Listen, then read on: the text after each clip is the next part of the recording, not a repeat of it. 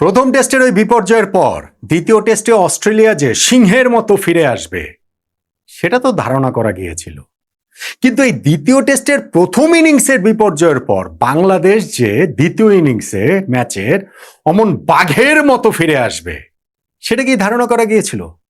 Mitchell স্টার্কের জবাব যে আমাদের শরীফুল ইসলাম হতে পারবেন ধারণা করা গিয়েছিল। স্টার্কের 6 উইকেটের আগুনের জবাব যে আগুন দিয়েই শরীফুল দিবেন ভাবা গিয়েছিল। হ্যাঁ, ম্যাচের প্রথম দিন শেষে এখনো বাংলাদেশ আমরা অনেকখানি পিছিয়ে রয়েছে। হ্যাঁ, আমরা ব্যাটিংয়ে যে মাত্র 64 রানে অল আউট হয়েছি এইটার কোনো এক্সকিউজই হতে পারে না।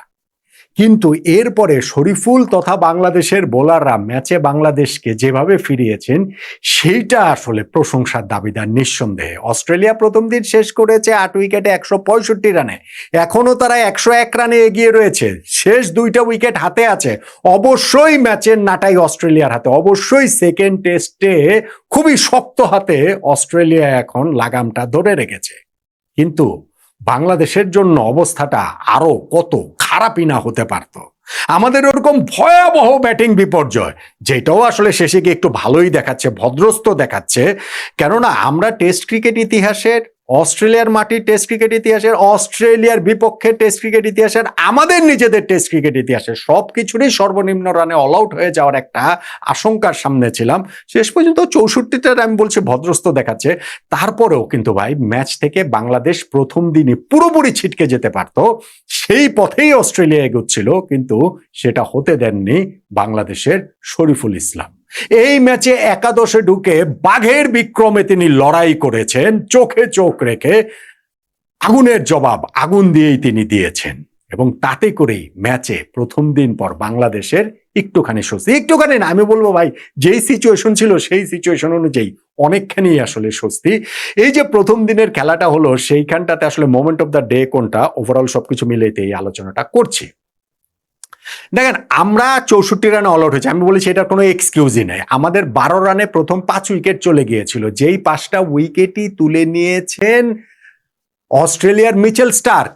তার প্রথম 22 বলে টেস্ট ক্রিকেট ইতিহাসে এর চেয়ে কম বলেও 5 উইকেট তুলে নেওয়ার রেকর্ড তার নিজেরই রয়েছে। 15 বলে গত বছর ওয়েস্ট ইন্ডিজের বিপক্ষে তিনি নিয়েছিলেন। যখন আমরা 12 রানে 5 উইকেট হারিয়ে ফেললাম তখন বাংলাদেশের সামনে কিন্তু সেই আশঙ্কার জায়গাটা ছিল যে আমরা না আসলে কত কমে অল আউট হয়েছে, তো 64 পর্যন্ত আমরা যেতে পেরেছি। আচ্ছা ঠিক আছে, সেই ব্যাটিং ইনিংসের জায়গাটাতে আমি আসি। আমি বললাম যে এরপরে আমাদের কামব্যাকটা দেখেন, অস্ট্রেলিয়া যে এইভাবে ফিরেছে সেইটাতে অনেকেই অবাক হননি, কিন্তু বাংলাদেশ যেইভাবে আমরা ফিরলাম 64তে অল আউট হয়ে যাওয়ার পর বল হাতে নিয়ে আমাদের যে প্রত্যাবর্তনটা, ধরেন শুরুতেই ম্যাট রেনশোর উইকেটটা তাসকিন আহমেদ তুলে নিলেন, স্লিপে তিনি ক্যাচ দিয়ে আউট হলেন। শরীফুল ইসলামকে বোলিং এ আনা হলো 8 ওভারে এবং এসেই তিনি 1 ওভারে দুইটা উইকেট তুলে নিলেন। ব্যাক অফ লেন্থের বলটা ভেতরে ঢুকিয়েছিলেন ট্রাভিস হেডের, ইনসাইড এজ হয়ে প্লে ডাউন হয়ে তিনি আসলে বোল্ড হয়ে আউট হয়ে গেলেন। মার্নাস লাবুশনের লেগ স্ট্যাম্পের বলটাও তার থাই প্যাডে লেগে তিনি হচ্ছে কি স্ট্যাম্পে গিয়ে তিনি বোল্ড হয়ে গেলেন। শরীফুলের এই জোড়া উইকেট এবং তাসকিনের শুরুর উইকেটে কিন্তু আমরা 41 রানে অস্ট্রেলিয়ার 3 উইকেট তুলে নিলাম, 50 রানে 3 উইকেট নিয়ে তারা আসলে টি ব্রেকে যায়। কিন্তু ম্যাচের লাগাম তখনও অস্ট্রেলিয়ার কাছে প্রবল ভাবে, এবং 4th উইকেট পার্টনারশিপে স্টিভেন স্মিথ ও ক্যামেরন গ্রিন যেভাবে ব্যাটিং করছিলেন তাতে মনে হচ্ছিল যে টেস্ট ম্যাচটা 5 দিনের, তবে প্রথম দিনেই এই ম্যাচের বিজয়ী দলের নাম লেখা হয়ে যাবে অস্ট্রেলিয়া। ওই 4th উইকেট পার্টনারশিপে তারা 77 রান জুড়ে দেন এবং সেই সময় গিয়ে শরীফুলের ম্যাজিক আবারও বোলিংয়ে তাকে আবারও ফেরালেন ক্যাপ্টেন নাজমুল হোসেন শান্ত। ফার্স্ট স্পেলটা তিনি টি এর আগে পরে 5 ওভার করেছিলেন এবং তারপরে যখন তাকে ফিরিয়েছেন ওই টি এর পরে এবং ফিরে তিনি প্রথম ওভারে আবারও উইকেট, এবং সেইটা বিগ ফিশ স্টিভেন স্মিথের, যাকে আউট করা যাবে বলে মনেই হচ্ছিল না। 42 রান তিনি করে ফেলেছিলেন অনায়াস স্বচ্ছন্দে, মানে পানির মধ্যে মাছ যেভাবে সাঁতার কাটে ক্রিজের মধ্যে স্টিভেন স্মিথের রান করাটা ওই রকমই মনে হচ্ছিল। এবং সেইখানটাতে এসে শরীফুলের আরো একটা ইনকামিং যে ডেলিভারি, সেই ইনসুইং এ রং লাইনে খেলতে গিয়ে স্টিভেন স্মিথ পরাস্ত হলেন। তিনি ডিআরএস নিয়েছেন আম্পায়ারের এলবিডব্লিউ সিদ্ধান্তের বিপরীতে গিয়ে, কিন্তু দেখা গেছে সেটা আম্পায়ার্স কলে তিনি আউট হয়ে গেছেন। নিজেকে তিনি আনলাকি ভাববেন ভাই, আমাদের ইনিংসেও তো শান্তর ক্ষেত্রেও তাই হয়েছে, আম্পায়ার্স কলেই তিনি এইভাবে এলবিডব্লিউ হয়েছেন সেই আম্পায়ার কুমার ধর্মসেনার কলটাতে। ফলে অত আনলাকি টানলাকি ভাবার কিছু নেই, কিন্তু এই যে শরীফুলের ব্রেক থ্রু, সেইটা বাংলাদেশের জন্য ভাই ভীষণ প্রয়োজন ছিল। তা না হলে ম্যাচটা বাংলাদেশের হাত থেকে পুরোপুরি ছুটে যাচ্ছিল। এরপরে 31-30 ওভার, প্রথম 30 ওভার মেহেদী হাসান মিরাজকে বোলিংয়ে দেওয়া হয়নি। 31 নম্বর ওভার একটা ওভারে এই দিন তিনি বোলিং করেছেন এবং বোলিংয়ে এসেই তিনি অ্যালেক্স কেয়ারি তাকে মারতে গিয়েছেন এবং টপ এজ হয়ে তার উইকেটটা তুলে নিয়েছেন।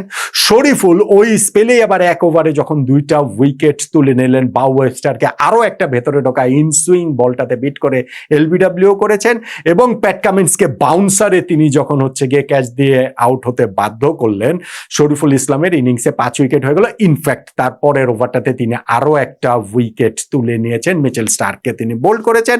সো শরীফুলের অস্ট্রেলিয়ার মাটিতে প্রথম টেস্ট খেলতে নেমেই তিনি 6 উইকেট নিয়ে নিলেন। প্রথম টেস্টে আমাদের হাসান মাহমুদ যেই কীর্তিটা করেছিলেন, এই টেস্টে ইবাদত হোসেনের জায়গায় একাদশে ঢুকে শরীফুল ইসলাম সেই কীর্তির পুনরাবৃত্তি করলেন। দিন শেষ করেছে অস্ট্রেলিয়া 8 উইকেটে 165 রানে। ক্যামেরন গ্রিন 50 পেরিয়ে নট আউট হয়েছেন, তার সঙ্গে নাথান লায়ন রয়েছেন।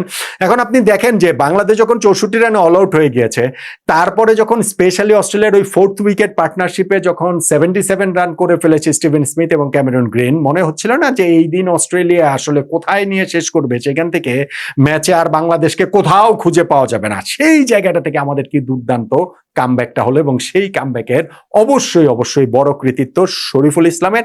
অবশ্যই আমাদের ক্যাপ্টেন নাজমুল হোসেন শান্তকেও ক্রেডিট দিতে হবে, স্পেশালি তার ফিল্ড প্লেসমেন্ট, স্পেশালি তার বোলিং চেঞ্জ।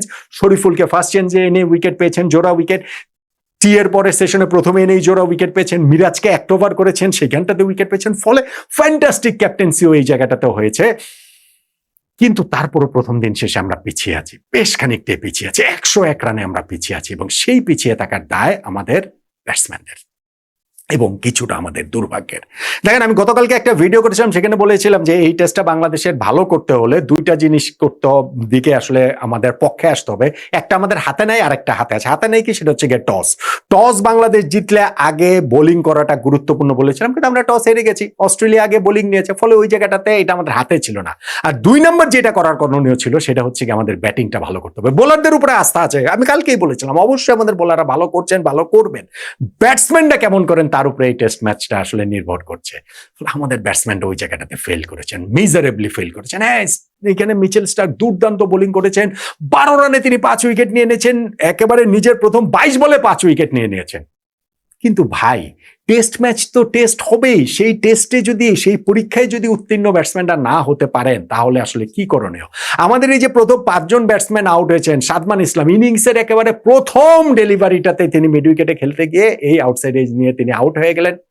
তারপরে আমাদের এই প্রথম 5 ব্যাটসম্যানের কথা বলছিলাম, সেটার মধ্যে হচ্ছে গিয়ে সাদমান ইসলাম, তানজিদ হাসান, তামিম, নাজমুল হোসেন শান্ত, লিটন কুমার দাস, এই 4 জন 0 রানে আউট হয়েছেন। শুধুমাত্র মমিনুল 9 রান করেছেন এবং সেই 5 ব্যাটসম্যানের মধ্যে মিচেল স্টার্কের এই ফুলার লেন্থের বল চেস করতে গিয়ে আউট হয়েছেন তানজিদ হাসান, তামিম, মমিনুল হক।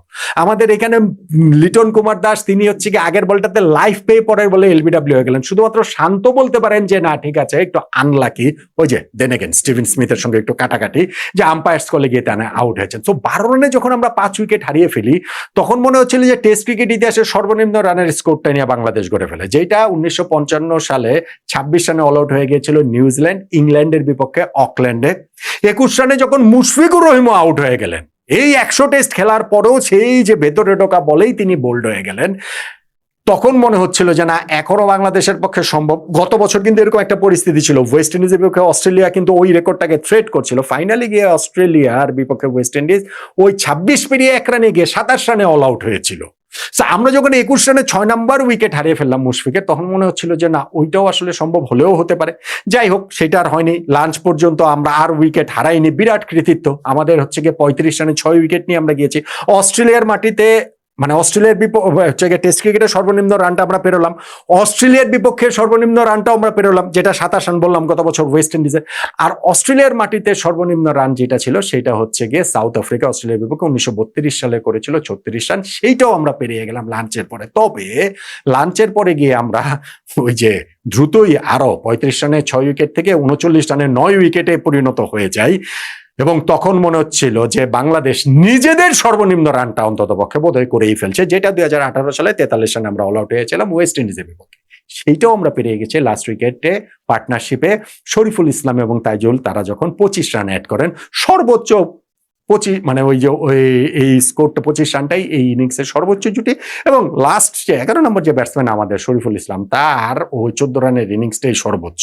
ভাই একটা দল 64 রান করেছে, এইখানটাতে আর কি কি কেলেঙ্কারি রেকর্ড টেকর্ড সেটা তো আসলে বুঝতেই পারছেন। এবং তাতে মুশড়ে গিয়ে ঘাবড়ে গিয়ে টেস্ট ম্যাচের প্রথম দিনই বাংলাদেশের ছিটকে পড়তেই বাংলাদেশ পারত, কিন্তু সেই জায়গাটা থেকে বাংলাদেশ যেভাবে আসলে ঘুরে দাঁড়ালো সেইটাকে আসলে একটুখানি ক্রেডিট দিতে, একটুখানি না হিউজ ক্রেডিট দিতে হবে। আমাদের ব্যাটসম্যানরা যাচ্ছে তাই করেছেন, কিন্তু আমাদের বোলাররা অসাধারণ করেছেন। আমাদের ব্যাটসম্যানদের যত রকম মানে এই যে এই ম্যাচটাতে 64 রানে অল আউট যত কিছুই বলেন ভাই, উইকেট বলেন, টস বলেন, মিচেল স্টার্কের এরকম তেতে থাকা বলেন, অস্ট্রেলিয়ার এরকম ঝাঁপিয়ে পড়ার এই উদগ্র অবস্থাটার কথা বলেন, কিন্তু সবকিছুর পরও 64 রানে অল আউট হওয়াটা ভাই এটা মেনে নেওয়া যায় না, এটা কোনোভাবে আসলে হতে পারে না। সেইখান থেকে আমাদের বোলাররা আমাদেরকে ম্যাচে ফিরিয়েছেন, 8টা উইকেট তুলে নেয়, স্পেশালি শরীফুলের ওই 6 উইকেট। তাহলে এই যে প্রথম দিনটা গেল সেখানটাতে আসলে মোমেন্ট অফ দ্য ডে কোনটা, আমি আমাদের কনটেক্সট বাংলাদেশের কনটেক্সট থেকে যদি বলি তাহলে মোমেন্ট অফ দ্য ডে হচ্ছে গিয়ে স্টিভেন স্মিথের উইকেটটা। কেননা ওই উইকেট না পেলে বাংলাদেশ আসলে ম্যাচের কোথাও থাকতো না, এবং সেই উইকেটটাতে পার্টনারশিপ হয়ে গেছিল 77 রানের, স্মিথকে খুবই সেট লাগছিল, এবং উইকেটটা আমরা পেয়েছি আম্পায়ার্স কলে। ফলে সবকিছু মিলে আমাদের পার্সপেক্টিভ থেকে দেখলে আপনি ডের কনটেক্সটও বলতে পারেন ওটা মোমেন্ট অফ দ্য ডে। কিন্তু আমাদের আসলে ব্যাটিংটা এত খারাপ হয়েছে, এত জঘন্য হয়েছে, প্রথম 12 রানে আমাদের 5 উইকেট হারিয়ে ফেলে, এবং 5টা উইকেটই মিচেল স্টার্কের নেয়া, ওই জায়গাটার বাইরে ভাই এই এত দুর্দান্ত কামব্যাক সত্ত্বেও ওইটাকে, ওই শুরুর এই অংশটাকে আমার কাছে মোমেন্ট অফ দ্য ডে মনে হয়। আমরা যে ম্যাচে যতটা পিছিয়ে পড়েছি, এত প্রবলভাবে কামব্যাক করার পরও আমরা তাই এখনো অনেকখানি পিছিয়ে আছি শুরুর ওই 12 রানে 5 উইকেট চলে যাওয়ার কারণে। ওইটাই দিয়ে আমার কাছে moment of the day Steven স্মিথের উইকেটটাকে ছাপিয়ে। কি বলবেন আপনি?